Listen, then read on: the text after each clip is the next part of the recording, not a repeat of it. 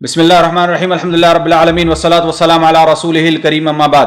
آج بتاریخ 21 دسمبر سن 2020 گروپ سوال شیخ مخصوص حفظہ اللہ سے جوابات سیریز SSMS 440 نشر ہونے جا رہی ہے، امید کے بغور سماعت فرمائیں گے۔ گروپ نمبر 7 شروع کرتے ہیں۔ شیخ محترم، پہلا سوال ایسے کہ اس سے پہلے بھی آیا تھا، یہ سوال ساتھیوں نے پوچھا کہ ایک ویڈیو کلپ جہاں پر نشر ہو رہی ہے کہ جو ایک مولانا ہے، شیخ ہیں، پتہ نہیں اسٹیج سے وہ چیلنج کرتے ہیں کہ دنیا میں کوئی ایسا محدث بتا دے جو غیر مقلد ہو تو اس کو اتنا بڑا انعام دیا جائے گا، ایسے وہ دعوے کر رہے ہیں۔ اس دعوے کی کیا حقیقت ہے شیخ؟ اس کی حقیقت صرف دعوے اور اسٹیج کی ہے، اس کی کوئی حقیقت نہیں ہے۔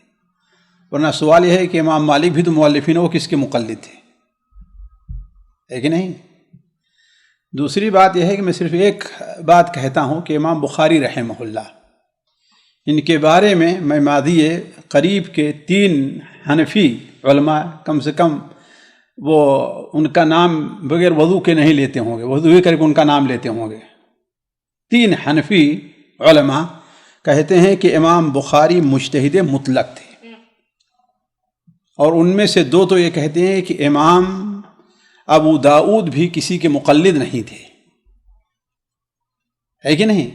ایک صاحب ان میں سے یہ کہتے ہیں کہ امام ابو داؤد تو امام احمد حنبل رحمہ اللہ کے مقلد تھے، امام ترمذی، امام شافعی کے، البتہ امام مسلم اور امام ابن ماجہ کے بارے میں معلوم نہیں ہوگا کہ وہ کس کے مقلد تھے، ہے نا، چاروں میں سے کسی کے۔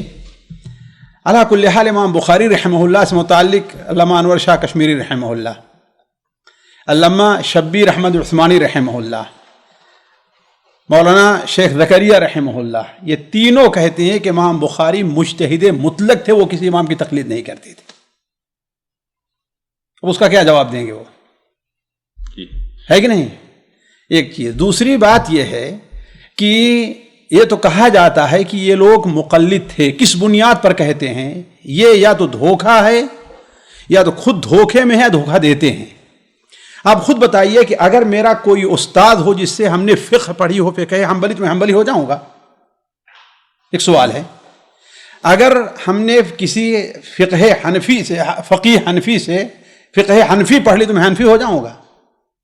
حنفی کب ہوگا؟ جب کہ انہوں نے جو شروط رکھی ہے کہ آنکھ بند کر کے ان کے مسائل کو قبول کر لیں۔ یہی وجہ ہے وہ لوگ کیا کہتے ہیں، ایسے امام بخاری کو طبقہ شافعیہ میں اگر شمار کر لیا کسی نے، امام ترمذی کو طبقہ شافعیہ میں شمار کر لیا، فلاں کو طبقہ مالکیہ میں، تو کہیں گے ہاں یہ مالکی ہے کہ نہیں؟ سوال یہ ہے کہ امام بخاری کو احناف، طبقہ احناف میں شمار کیے ہیں،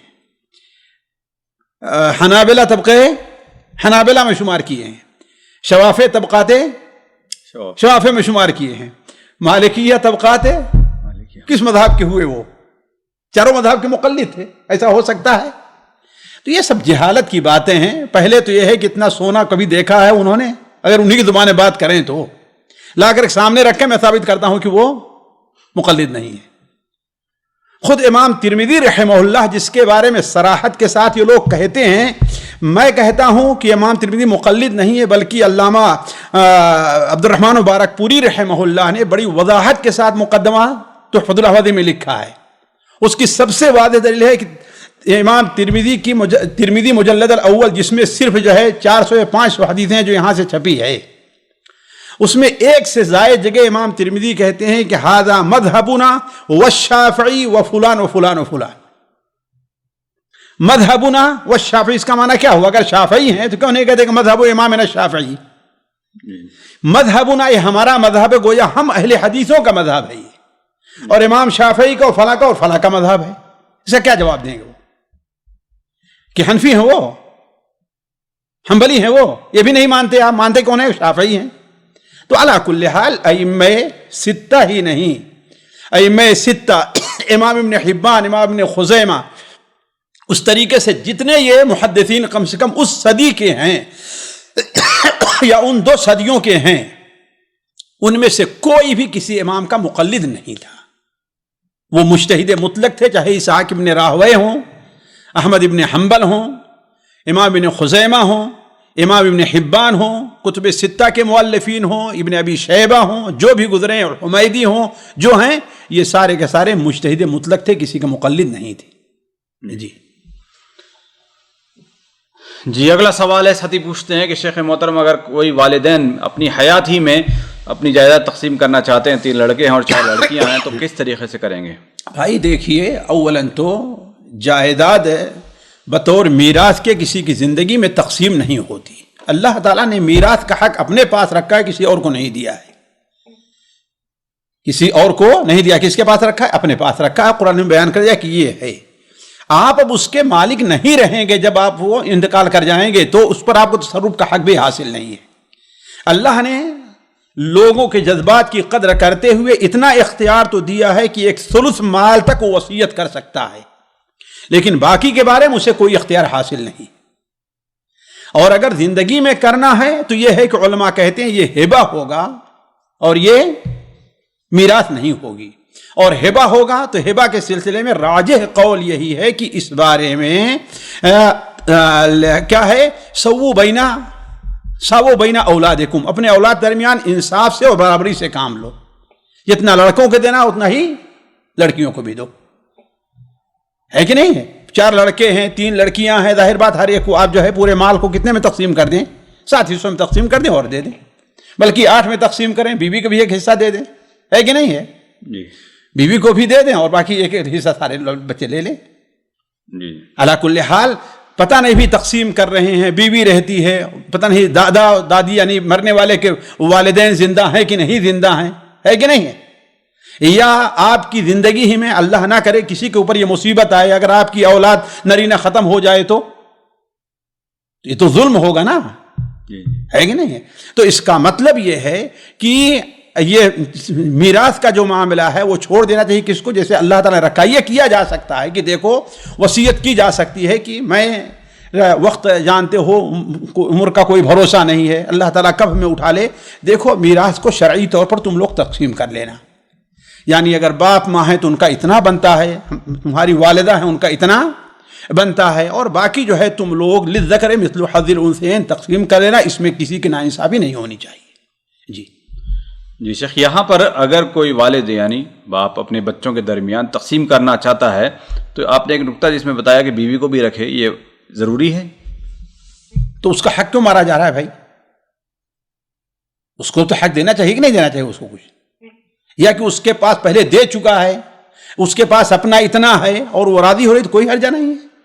یعنی یہاں پر تقسیم میں اس کی رضامندی ضروری ہے. ظاہر بات ہے، اگر وہ راضی نہیں ہے تو اس کا بھی ایک حق بنتا ہے. اس کو بھی تو کچھ دو کہ نہیں، تو کہاں جائے گی وہ؟ کس کے ساتھ جائے گی؟ اس کا حساب کتاب کیا رہے گا؟ وہ تو ثواب دید کے اوپر ہے، کوئی اس کا متعین نہیں ہے. نہیں، جیسے لڑکوں کو جتنا دے رہے ہیں لڑکیوں کو بھی اتنا دینا چاہیے. بھائی وہی تو کہہ رہا ہوں، اس کا کچھ بھی متعین میراث نہیں ہے، اس لیے ثواب دید کے اوپر ہے، جتنا دینا چاہیں تاکہ اس کے گزارے کے لیے ہو رہے کچھ نہ کچھ. نہ دے تو گناہ گار ہوگا. اب نہ دے تو وہ کہاں جائے گی؟ اگر جو ہے اس لیے نہیں تو جا نہیں رہی تو اس کی ذمہ داری میں تو ہے، ابھی کس کی نکاح میں ہے، لیکن تمہارے انتقال کے بعد کیا ہوگی؟ شیخ ہم نے بھی ایسے دیکھا ہے، ایسی ماؤں سے میرے گھر آ کر کے رو کر کہتی ہیں کہ میں یہی رہتی ہوں، ہے نا، اگر اس کے یہاں ہوں، کھانے کا وقت ہے تو مجھے کھلا دے. اگر کہیں دور رہی تو نہ یہ بیٹا بلاتا ہے نہ یہ بیٹا بلاتا ہے، وہ بھوکی رہ جاتی. یہ کڑوے گھونٹ ہیں جو لوگوں کو پینے پڑتے ہیں. ماں بسا اوقات ایک بچے کے اوپر بوجھ بن کر کے رہ جاتی. چھوٹا بچہ ہے، بچے پر بوجھ نہیں بنتی، لیکن بہو جو ہے اس کے اوپر بوجھ بن کر کے جاتی. تو اس کے اوپر ظلم نہیں ہوگا یہ؟ جی. اور اگر معلوم رہے کہ ہاں بھائی اس کا ایک کمرہ ہے، ایک اس کی اتنی زمین ہے، اس کی ایک دکان ہے، تو سارے اس کا پیر دھونے کے لیے دوڑیں گے، جتنے بہویں ہیں اور جتنے بیٹے ہیں سارے کے سارے. یعنی اس کی بھی ایک اپنی اہمیت ہے، اس کو بھی رکھنا چاہیے. بہت بڑی اہمیت ہے، تھوڑی نہیں. جی اگلا سوال ہے، ساتھی پوچھتے ہیں کہ کیا اشراق کی نماز کا وقت شروع ہونے سے پہلے بھی کوئی نماز پڑھ سکتا ہے یا نہیں؟ بھائی دیکھیے، اشراق کا وقت یہ ہے کہ سورج مکمل طور پر نکل جائے. جی، مکمل طور پر نکل جائے، اور اس کی تحدید علماء عموماً آج کل 15 منٹ سے کرتے ہیں. یعنی جس وقت سے سورج نکلنا شروع ہوتا ہے اس کے بعد سے 15 منٹ تک یہ جو وقت ہوتا ہے یہ نماز نہ پڑھنے کا ہے. اب اس سلسلے میں کوئی ایسی نماز ہے جس کا کوئی سبب آ گیا، یعنی قرآن بیٹھا پڑھ رہا ہے تو تلاوت آ گیا ہے کہ نہیں، یا ظہر پڑھ کر کے بیٹھا، فجر پڑھ کر کے بیٹھا اور ابھی سورج نہیں نکلا، یاد آیا کہ آج تو میں وتر پڑھنا بھول گیا ہوں، ہے کہ نہیں، اور پڑھنا چاہتا ہے تو ٹھیک ہے پڑھ لے. یعنی کوئی ایسی نماز ہو جس کا کوئی سبب ہے. ارے مجھے تو یاد آ رہا ہے کہ کل مغرب کی نماز جب ہم نے پڑھی تھی تو ہم نے تو وضو ہی نہیں کیا تھا، ایسا ہوتا ہے نا. یا آج کل کے زمانے میں موزے پر ہم نے مسح کر لیا تھا جبکہ مسح نہیں کرنا تھا، وقت ختم ہو گیا تو اس کا وضو نہیں ہو، نماز دہرانی پڑے گی نا. تو یعنی ایسی کوئی نماز جس کا کوئی سبب ہے تب تو وہ پڑھے گا، ورنہ نہیں پڑھے گا. اور خاص طور جب سورج نکل رہا ہو تو احتیاط یہی ہے کہ اس پر آپ کچھ بھی نہ پڑھے.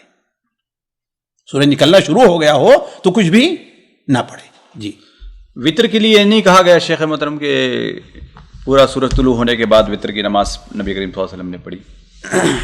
بھائی دیکھیے وطر کے لیے اولاً دیکھیے ایک بہتر وقت ہے اور ایک جائز وقت ہے. جی ہے نا. بہتر وقت ہے یہ ہے کہ اگر رات میں ہو گئی اور فجر کا وقت ہو گیا تو اب بہتر ہے، یا کہ فجر کی نماز کا وقت آ گیا، اب اتنا ٹائم نہیں ہے تو بہتر ہے کہ اب اس کے بعد پڑھ لیں، سورج طلوع ہونے کے بعد پڑھے، چاشت کے وقت میں پڑھے. لیکن اگر کوئی اس نیت پڑھ لینا آتا ہے تو کوئی حرجہ نہیں ہے انشاءاللہ. جی یہ ممنوع اوقات میں نہیں آئے گی؟ یہ ممنوع اوقات کیا، وہی تھا کہ ہم نے کہا اسے یاد نہیں ہے، یہ نہیں ہے کہ ہاں وہ کسی سبب سے چھوٹ گئی ہے. نہیں، جب اس کا وقت آگے بھی اگر ہے ممکن ہے تو پھر اس کو اب پڑھانا کیا ضروری ہے؟ بھائی ممکن تو بہت وقت چیز ہوتی ہے. اب مثلا کسی کے فجر کی سنت چھوٹ گئی ہے تو اس کے لیے جائز ہے کہ وہ سورج نکلنے سے پہلے پڑھ لے، فجر کی نماز کے بعد پڑھ لے، ہے نا. لیکن بہتر وقت کیا ہے کہ وہ سورج نکلنے کے بعد پڑھے. تو اس میں یہ کیٹیگری رہا کرتی ہے.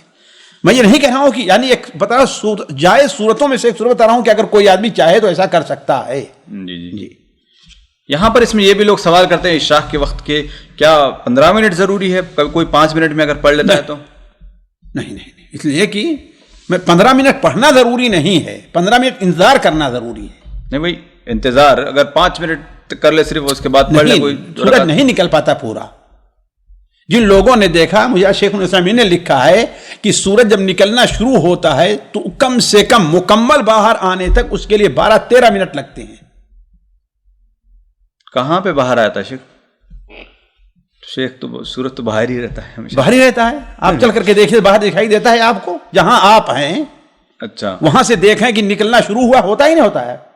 سورج کی ٹکیا باہر آنا شروع ہوتی ہے نا. اچھا اس کو کہیں گے، اس کو کہیں گے. تو کیا ہے، اس سے وہ جب مکمل طور باہر آ جائے تو یعنی جو دائرہ ہے اس کا پوری طریقے سے ظاہر ہونا چاہیے. بالکل ظاہر ہونا چاہیے، بالکل. یعنی صرف تھوڑا بہت جو نکلا ہے وہ مانا نہیں. وہی یہی تو اصل ممنوع وقت ہے، حرمت کا وقت ہے. ایسا نکلنا شروع ہو گیا اور ابھی مکمل نہیں نکلا ہے تو یہی بالکل حرمت کا وقت ہے جو سخت حرام ہے. اسی وقت میں وہ شیطان اپنے سینگے لگا کر کے، اور یہی وہ وقت ہے جب سورج کی پوجا کرنے والے اس کی عبادت کرتے ہیں. اچھا جو سورج کا جو وقت نکلنے کا وقت جو کیلنڈر میں رہتا ہے وہ کون سا ہے؟ یعنی اس کی پہلی کرنوں کا حساب رہتا ہے اس وقت پر؟ وہ تو اشراق یہاں لکھتے ہیں، اس کا مطلب شروع ہو گیا ہے. وہ اشراق اس کا مطلب کہ یہ جو ہے وقت شروع ہے اب نکلنا اس کا. یعنی ایسا نہیں لکھتے ہیں کہ پورا طلوع ہونے کا وقت اس میں لکھا گیا ہے. نہیں، لکھ رہے ہیں کہ اب یہ نکلنا شروع ہو گیا ہے. اسی لیے کیلنڈروں پر جن کا اعتماد ہے وہ جب جہاں جتنے منٹ لکھا ہے اس میں سے کیا ہے، اب 14-15 منٹ انتظار کے بعد نماز پڑھیں. اگر کوئی پڑھ لیتا ہے جلدی کی وجہ سے تو وہ مانی نہیں جائے گی اس کی؟ نہیں مانی نہیں جائے گی، الگ مسئلہ ہے. لیکن یہ ہے کہ اس نے اب اس سے بھول ہو گئی ہے تو اس کا مطلب یہ ہے کہ اس نے، اللہ تعالیٰ معاف کرے، اس نے غلط کام کیا ہے. اس لیے کہ اس وقت نماز پڑھنا حرام ہے. جی یعنی کوئی ایمرجنسی ہو تب بھی ایسا کام نہ کرے؟ نہیں. یعنی کہ گاڑی جا رہی ہے، بس ٹرین جا رہی ہے، کوئی بات نہیں. تو نفل نماز ہے، ٹرین میں بیٹھ کر کے پڑھ لے گا، گاڑی میں بیٹھ کے پڑھ لے گا، جدھر اس کا رخ ادھر پڑھ لے گا. نہیں یہاں پر ایک سوال ہوتا ہے کہ مثال کے طور پر کوئی آدمی بیٹھا ہے فجر کی نماز تک، اب اس کے بعد اس کو ایمرجنسی آ گئی ہے، جانا ہے تو چلا جائے. بھائی کون سے کب تک پڑے گا؟ واجب چھوٹ رہا ہے، کب تک پڑے گا؟ جب اس کو موقع مل جائے وہ فضیلت اس کو مل جائے گی. نہیں، وہ تو فضیلت نیت کی ملے گی، لیکن اصل جو بیٹھنے کی ہے وہ نہیں ملے گی. لیکن خدا ہوتا ہے نیت ہوتا ہے کہ اللہ تعالیٰ بسا اوقات نیت پر اس کو دیتا ہے بس. نہیں بیٹھنا تو سورج نکلنے میرے تک. عزیز دیکھیے فرق ہے ثواب ملنے میں اور وہ چیز ملنے میں. ایک آدمی ہے نماز کے لیے جا رہا ہے, جماعت کھڑی ہے, اگر وہ آنے میں کوتاہی نہیں کر رہا, جماعت اس کو نہیں مل رہی, لیکن اللہ تعالیٰ جماعت کا اجر اس کو دے گا. یہ صورتحال ہے. تو اس کو گویا اشراق کی نماز نہیں مل رہی ہے, لیکن اشراق کا ثواب اللہ تعالیٰ دے گا. اس کے اوپر ہے کہ وہ کتنا اس کو اپنی مجبوری بنا رہا ہے, بنا دے رہا ہے.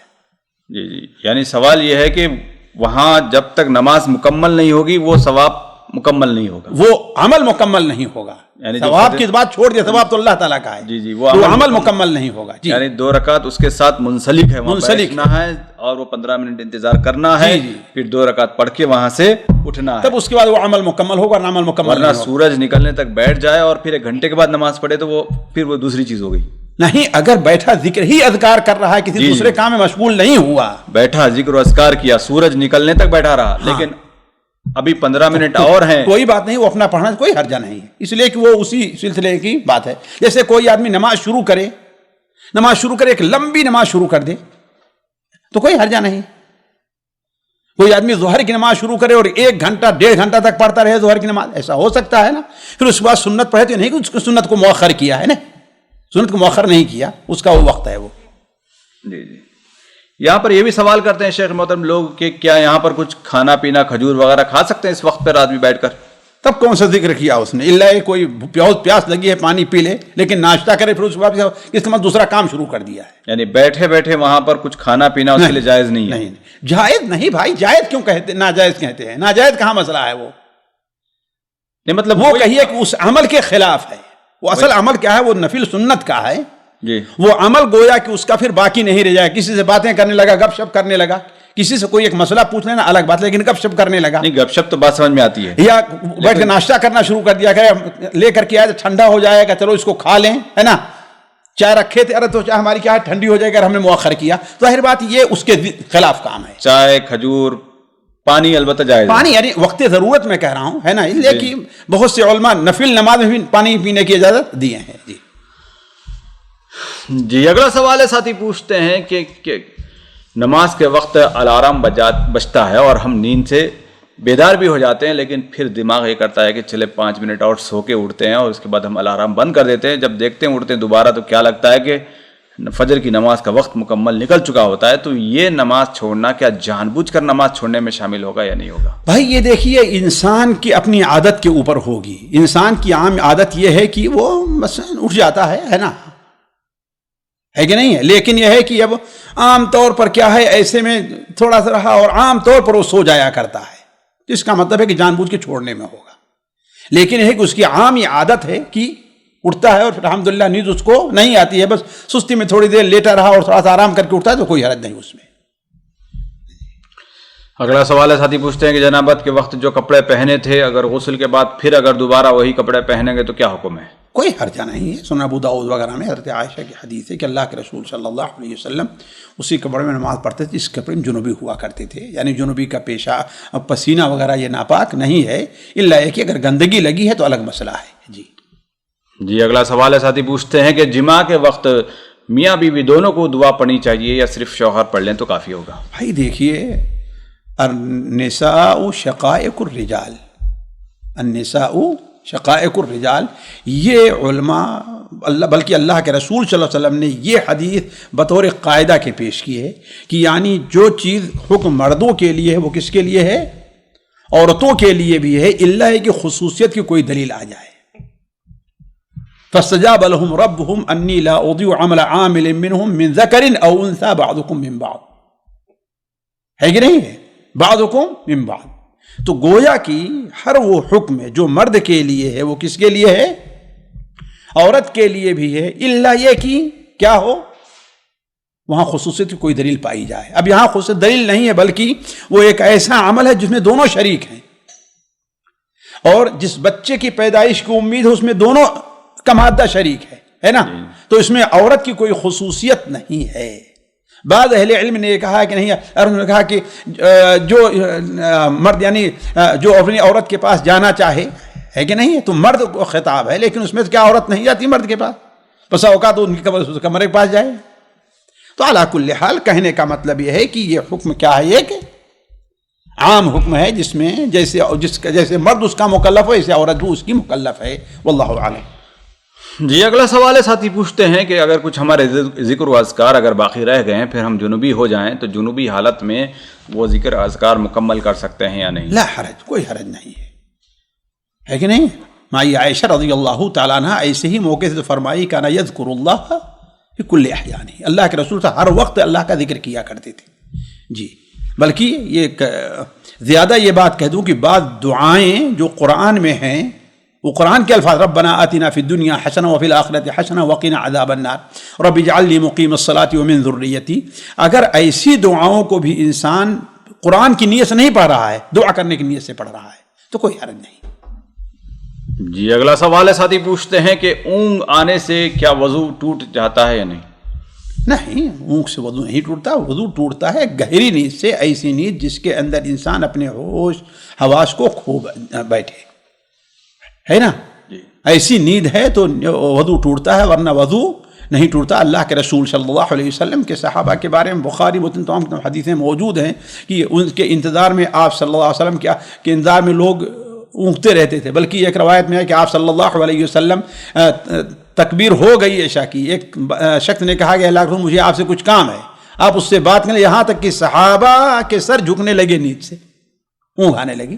تو اونگ سے نماز وضو نہیں ٹوٹتا ہے، وضو ٹوٹتا ہے ایسی نیند سے کہ جس میں انسان اپنے دائیں بائیں ہر چیز کو کھو بیٹھے، جسے ہمارے یہاں گہری نیند کہتے ہیں۔ جی اگلا سوال ہے، ساتھی پوچھتے ہیں کہ قادیانی جو ہوتے ہیں ان کے دعوتوں میں جانا، ان کی دعوت، ان کا کھانا وغیرہ کھانا، یہ کیا حکم رکھتا ہے شیخ؟ بھائی دیکھیے، اس سے ساری چیزیں جو ہے بطور مصلحت کے اس میں دیکھا جائے مصلحت کیا ہے، جانے میں مصلحت ہے کہ جانے میں مصلحت نہیں ہے۔ اگر مصلحت نہیں ہے جانے میں اور ہمارا کوئی ضرر اور نقصان بھی نہیں ہے تب تو یہ جائز ہوگا۔ جانے میں مصلحت ہے تو بہتر ہوگا، جانے میں مصلحت ہے تو یعنی مثال کے طور پر امید ہے کہ اس طریقے سے ہم ان کو قریب کریں گے، اپنے کو مسلمان کہتے ہیں، قرآن کو مانتے ہیں، اس طریقے سے کبھی امید ہے کہ وہ صحیح راستے پر آ جائیں، بہتر ہوگا۔ لیکن اگر وہاں پر اس کے ذریعے سے آپ کو دینی یا کسی سے ضرر لاحق ہو رہا ہے تو یہ چیز جائز نہیں ہوگی۔ جی اگلا سوال ہے، ساتھی پوچھتے ہیں کھانے سے پہلے صرف بسم اللہ پڑھنا چاہیے، پورا بسم اللہ الرحمن الرحیم پڑھنا چاہیے، اور اس کے بعد کی جو دعائیں یہ ساری احادیث سے ثابت ہیں یا نہیں؟ بھائی دیکھیے، پہلی بات یہ ہے کہ بسم اللہ کہنا یہ کھانے سے پہلے ضروری ہے۔ یا غلام سم اللہ کل بیمینک کل مما یلیک، اللہ کے رسول صلی اللہ علیہ وسلم نے اپنے وہ ربیب حضرت عمر ابن ابی سلمہ سے آپ صلی اللہ علیہ وسلم نے فرمایا تھا، جیسا کہ حدیث سے بڑی مشہور ہے۔ البتہ یہ ہے کہ وہ صرف بسم اللہ کہے گا یا بسم اللہ الرحمن الرحیم۔ دیکھیے اس سلسلے میں اللہ کے رسول صلی اللہ علیہ وسلم کی حدیث جو سنن ترمذی میں ہے اس میں یہ ہے کہ اذا قال الرجل بسم اللہ، آپ نے صرف بسم اللہ کا وہاں پر ذکر کیا ہے، الرحمن الرحیم نہیں ہے۔ اور جہاں پر آپ صلی اللہ علیہ وسلم نے بیان کیا عموماً جو ہے اس کا ہے کہ اللہ کا نام لے کر کے کھائے، نہ یہ ہے کہ بسم اللہ بسم اللہ کچھ وارد نہیں، صرف ایک آدھ ترمذی حدیث ہے جس کے اندر یہ وارد ہے۔ اس لیے اہل علم کے رائے بھی اس میں مختلف ہو گئی ہے۔ امام نووی رحمہ اللہ اور امام ابن تیمیہ رحمہ اللہ، ان لوگوں کی رائے ہے کہ بہتر ہے کہ پورا پڑھے بسم اللہ الرحمن الرحیم، ہے کہ نہیں ہے۔ دوسری طرف حافظ ابن حجر رحمہ اللہ یا علامہ البانی بڑے سخت ہیں اس سلسلے میں، وہ یہ کہتے ہیں کہ نہیں، بسم اللہ کے علاوہ کچھ نہیں پڑھا جائے گا، اس لیے کہ حدیث میں کیا ہے، بسم اللہ کا آیا ہوا ہے۔ لہذا بہتر یہ ہے کہ اسی پر اکتفا کر لیا جائے، بسم اللہ، ہے کہ نہیں ہے۔ اور اگر کوئی پڑھ لیتا ہے تو اکثر علماء اسی طرف گئے بسم اللہ الرحمن الرحیم، اکثر علماء، تو میں اس کو بدعت نہیں کہہ سکتا۔ البتہ یہ ہے کہ اس کے علاوہ بات کی جیسے بسم اللہ والا برکت اللہ اور یہ ساری چیزیں ثابت نہیں ہیں جی۔ اور جہاں تک آپ نے کہا کہ بسم اللہ کے بعد دعا، تو ان دعاؤں میں صحیح دعائیں بھی ہیں اور ضعیف دعائیں بھی ہیں، ہے کہ نہیں ہے۔ تو انسان کوشش کر کے صحیح دعاؤں کا اہتمام کریں. اور یہ بڑی پیاری سی دعا ہے جس سے عموماً لوگ غافل رہا کرتے ہیں, اس کی بڑی فضیلت ہے. شاید ایک صحابی حضرت معاذ ابن انس یا ایسے کچھ ان کا نام ہے, ان کی حدیث سنن ابو داؤد وغیرہ میں ہے کہ آپ نے ارشاد فرمایا جو کھانا کھاتا ہے وہ کہتا ہے الحمدللہ الذی رزقنی اطعمنی ھذا ورزقنیہ من غیر حول منی ولا قوہ. تو یہ دعا اگر کوئی پڑھ لیتا ہے تو غفر لہ ما تقدم من ذنبہ, کے تمام گناہ معاف کر دیا جاتے ہے کہ نہیں. اس کے علاوہ بھی دعا ہے الحمدللہ الذی اطعمنی وسقانی, ہے نا, وآوانی فی والی حدیث الحمدللہ الذی اطعم وسقى وسوغه وجعل له مخرجا. ہمارے یہاں عموماً کیا مشہور ہے کہ الحمدللہ الذی اطعمنا وسقانا وجعلنا, یہ حدیث سنن ابو داؤد میں ہے یا امام ترمذی رحمہ اللہ کی شمائل کے اندر ہے, لیکن وہ حدیث ضعیف ہے. لیکن اگر بطور دعا کے کوئی آدمی پڑھ رہا ہے تو انشاءاللہ کوئی حرج نہیں ہے. بہتر یہ ہے کہ انہی دعاؤں کا اہتمام کرے جو اللہ کے رسول صلی اللہ علیہ وسلم سے ثابت اور وارد ہے اور صحیح طرح سے ثابت ہے. جی اگلا سوال ہے, ساتھی پوچھتے ہیں کہ شیخ محترم ہم نے ایک فتویٰ پڑھا کہ داڑھی شیو کرنا حرام ہے, تو کیا یہ فتویٰ صحیح؟ بالکل صحیح ہے. داڑھی اللہ کے رسول صلی اللہ علیہ وسلم, جیسے کہ صحیح بخاری اور مسلم میں حضرت عبداللہ ابن عمر کی روایت ہے کہ آپ نے کیا ہے او فر یا او خرخ اللحا, یعنی آپ نے داڑھیوں کو چھوڑ دو ان کی حالت پر اور مونچھ کو پست کرو. تو اللہ کے رسول صلی اللہ علیہ وسلم کا حکم ہے, آپ صلی اللہ علیہ وسلم کا عمل ہے. بلکہ یہ ایک حدیث جو علامہ البانی رحمہ اللہ نے اس کتاب طبقات ابن سعد سے نقل کی ہے, اس میں تو ہے کہ اللہ نے ارشاد فرمایا کہ لیکن میرے رب نے مجھے یہ حکم دیا ہے کہ میں اس کو بڑھاؤں اور اس کو پست کروں. تو یہ دلائل جو ہیں, اور اسے اللہ کے رسول صلی اللہ علیہ وسلم جیسے حضرت عائشہ کی وہ حدیث, حضرت ابو ہریرہ کی سنن ابو داؤد وغیرہ کے 10 چیزیں فطرت میں ہیں, انبیاء کی یہ سنت رہی ہے. تو یہ ہے کہ بڑی تاکیدی چیز ہے. بڑی لوگ کہتے ہیں کہ یہ سنت ہے, اس لیے ہم کہتے ہیں یہ واجبی سنت ہے. لوگ کہتے ہیں کہ داڑھی رکھنا اللہ کے رسول کی سنت ہے, تو ہم کہتے ہیں کہ یہ سنت کیا ہے, واجبی سنت ہے. تو یقیناً واجب ہے. جی اگلا سوال کو سوالات خواتین گروپ سے شامل کیے جاتے ہیں. پہلا سوال ہے, بہن پوچھتی ہیں کہ کیا عورت کے چہرے کا پردہ کرنا بھی فرض ہے؟ اللہ تبارک و تعالیٰ ارشاد فرماتا ہے یا ایھا النبی قل لازواجک وبناتک ونساء المؤمنین یدنین علیہن من جلابیبہن. ظاہر بات اللہ فرماتا ہے کیا قل, آپ کہہ دیجئے, یعنی حکم دے دیجئے. اور اسی صورت کے اندر اللہ تعالیٰ ازواج متعلق فرماتا ہے وَإِذَا سَأَلْتُمُوهُنَّ مَتَاعًا فَاسْأَلُوهُنَّ مِن وَرَاءِ حِجَابٍ. ان سے اگر کوئی چیز مانگنی ہے تو پردے کے آڑ سے مانگو, ہے کہ نہیں ہے. یہ دونوں دلیلیں بالکل واضح اس سلسلے میں ہے کہ واجب ہے. اب ان کی مخالفت میں کوئی دلیل یا تو صریح نہیں ہے, اور اگر صریح ہے تو صحیح نہیں. جی شیخ البانی رحمۃ اللہ علیہ کیا دلیل دیتے ہیں؟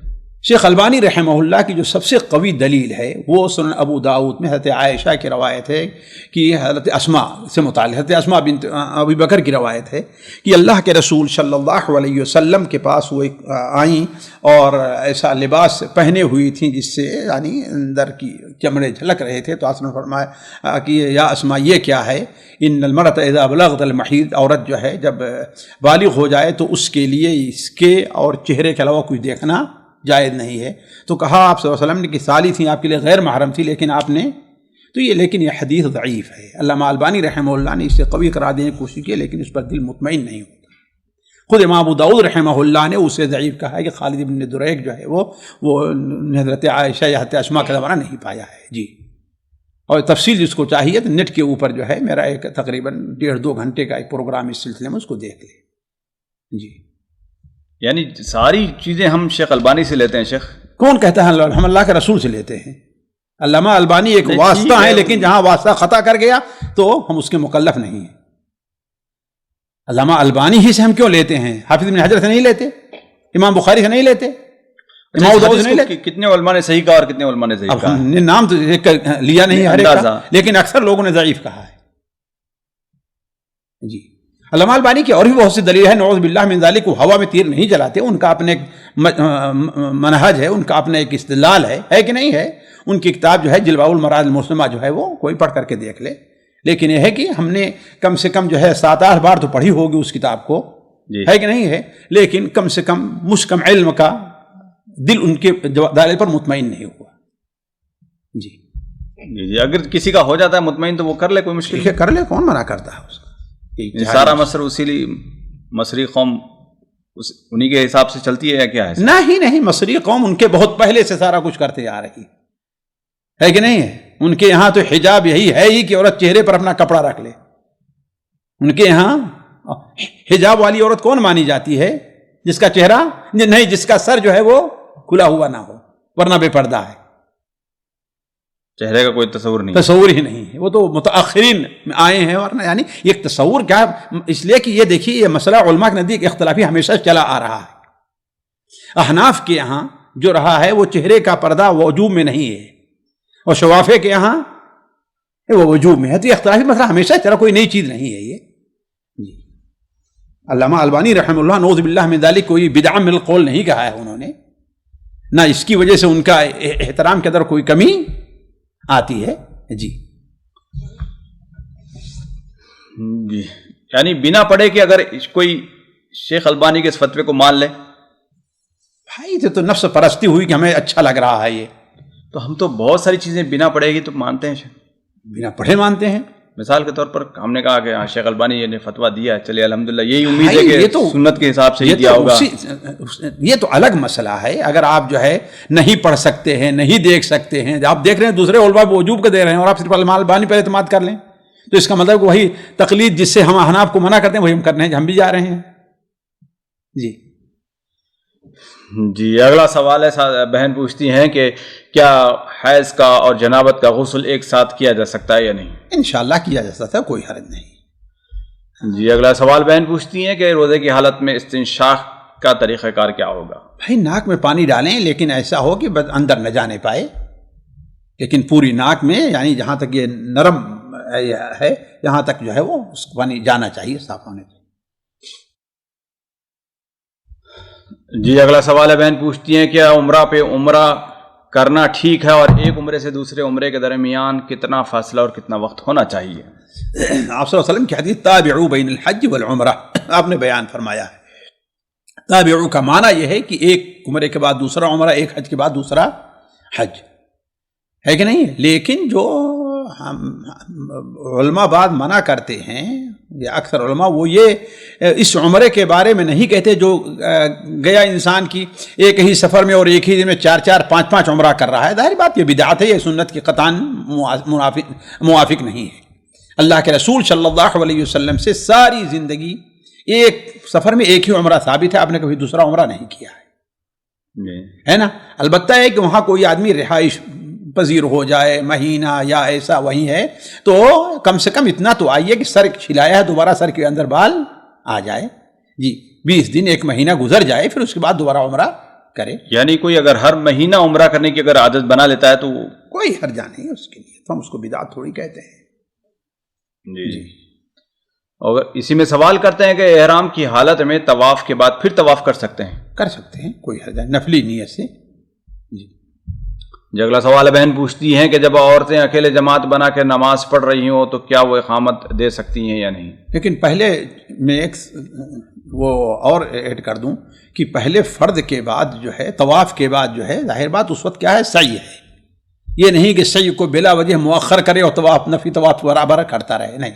سعی سے فارغ ہو گیا ہے، بال بھی اپنے کٹا لیے یا کسی کا انتظار کر رہا ہے، بغرچہ بال نہیں کٹائے کہ ہاں بھائی وہ آ جائیں تو ہم چلیں، ہے کہ نہیں. مثال طور ایک میاں بیوی گئے، ایک چھوٹا سا بچہ ہے، دونوں ایک ساتھ نہیں صحیح نہیں کر سکتے ہیں، اس لیے کہ صحیح کافی لمبا ہے. یہاں پر بچے کو گود میں لے کے کر سکتا ہے انسان طواف اگر بھیڑ نہ ہو تو، لیکن صحیح کا مسئلہ بڑا لمبا ہے. تو کیا ہے، ماں کہتی ہے، یعنی بیوی کہتی ہے کہ میں تھوڑی دیر بیٹھ جاتی ہوں، آپ صحیح کریں، میں دوبارہ صحیح کر لوں گی. اب اس درمیان میں وہ کہے کہ بیکار بیٹھنے کے بجائے جو ہے میں 2 رکعت نماز پڑھ لوں، 4 رکعت نماز پڑھ لوں یا طواف کر لوں، تو یہ کوئی حرج نہیں.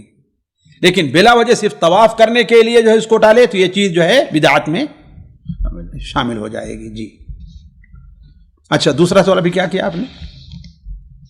یعنی عورتیں اگر اکیلی نماز پڑھ رہی ہوں تو دیکھیے یہ بات اس سے پہلے بارہا آ چکا ہے اور بہنوں کے سامنے یہ بات ہوگی کہ اصل چیز کیا ہے. اقامت یہ مردوں کا اذان اور اقامت ہے، لیکن سوال وہاں ہوتا ہے کہ عورت اکیلے میں، تو اس سلسلے میں بہت علماء گئے ہیں، علامہ البانی رحمہ اللہ وغیرہ، اور حضرت عائشہ رضی اللہ تعالیٰ کا اثر لیتے ہیں کہ وہ اذان اور اقامت کہتی تھیں، تو اگر ان کی بھی جماعت ہو رہی ہے، رقابت کہہ لیتی ہیں تو کوئی حرج نہیں ہے انشاءاللہ۔ یہ الگ مسئلہ ہے، شیخ ابن باز وغیرہ اس کی اجازت نہیں دیتے، اس لیے کہ ظاہر بات اس لیے کہ یہ عبادت ہے اور عبادت کے لیے ثبوت کی ضرورت ہے۔ جی اگلا سوال ہے، بہن پوچھتے ہیں کہ کیا طالب علم کے کلاس میں غالب رہنے کی دعا مانگنا صحیح ہے یا نہیں؟ کوئی حرجہ نہیں ہے، وفی ذلک فلیتنافس المتنافسون۔ جی جی اگلا سوال، بہن نے ایک پوسٹ بھیجی، اس میں ایک دعا بتائی گئی کہ لا یفتح عبد باب مسألۃ الا فتح اللہ باب فقر، ان کے یہ جو ہے الفاظ ہے، یہ کیا حدیث ہیں؟ دعا نہیں، ایک حدیث ہے ہمارا خیال صحیح مسلم میں بھی ہے، سنن ابو داؤد وغیرہ میں، کہ ثلاث احلف اللہ، تین چیزیں ہیں جس پر میں حلف لیتا ہوں، ان میں یہ ہے کہ جو شخص اپنے اوپر سوال کرنے کا دروازہ کھول دے گا، اللہ تعالیٰ اس کے اوپر فقر اور مسکنت کا دروازہ۔ یہ حدیث صحیح ہے، یہ حدیث صحیح ہے۔ اگلا سوال، بہن پوچھتی ہے کہ کیا اندھیرے میں نماز پڑھنا جائز ہے جبکہ بچے کے اٹھنے کا خوف ہو؟ کوئی حرجہ نہیں، بلکہ شاید عورتوں کے لیے یہ بہتر ہو، اس لیے کہ اللہ کے رسول نے انہیں بالکل تنہائی اور میں نماز پڑھنے کے لیے اور گھر کے بالکل اندر حصے میں پڑھنے کے لیے کہا ہے، تو کوئی حرج نہیں۔ جی